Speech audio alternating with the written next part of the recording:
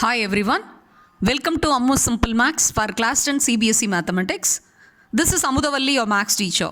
Dear students, in today's session, I am going to teach you another application of section formula. See, in the last video, I taught you how to derive the midpoint formula from the internal section formula. This is yet another application of section formula, that is nothing but to find the coordinates of the centroid. What do you mean by a centroid? This already in lower classes you would have studied. Centroid is nothing but the intersecting point of the three medians of a triangle. Okay, in that case, let us recall what do you mean by a median of a triangle. Median of a triangle means nothing but a line segment drawn from a vertex to any opposite side which bisects the opposite side. Bisecting the opposite side means it makes the opposite side into two equal halves. Here you see the figure. AE is a line segment or otherwise called a median that is drawn from the vertex A to the opposite side BC. So AE is the median. It bisects the side BC. That means it makes the side BC, the opposite side, into two equal halves. BE will be equal to CE. And similarly, from the vertex B, BF is drawn to the opposite side AC. So it divides the side AC into two equal halves. So AF will be equal to CF. And similarly, from the vertex C to the opposite side AB, CF is a drawn median and it divides the side AB into two equal halves. That is AG is equal to BG. Okay. So, in a triangle, the three medians are concurrent. Okay. Now, let us recall what you mean by the concept concurrent. Concurrent line means two or more lines which passing through a single point, then they are called concurrent lines. Once again, I'll repeat. What do you mean by concurrent lines? Two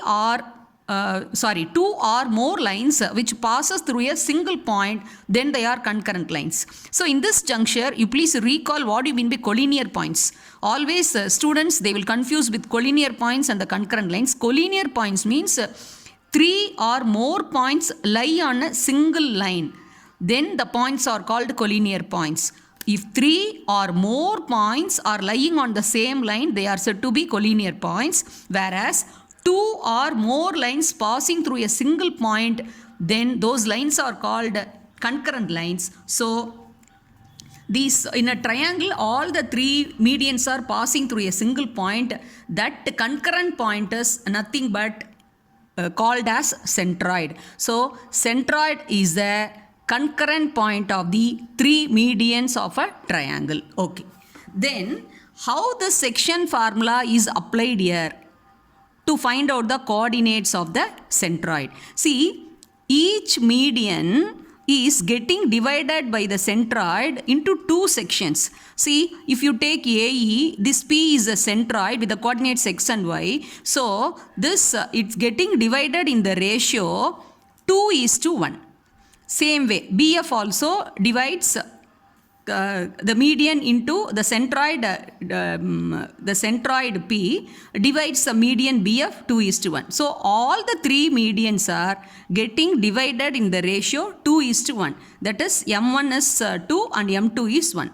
So we can make use of the section formula and we can derive the coordinates of the centroid. So this is a great application of internal section formula. So you have to learn by heart. So the centroid of any triangle, that is point P, and its coordinates x, y is given by the formula x1 plus x2 plus x3 divided by 3, and the y coordinate is y1 plus y2 plus y3 by 3, because the vertices of the triangle ABC, A with the coordinates x1, y1 and B with the coordinates x2, y2 and C with the coordinates x3, y3. So please learn by heart this formula, that is the centroid of any triangle.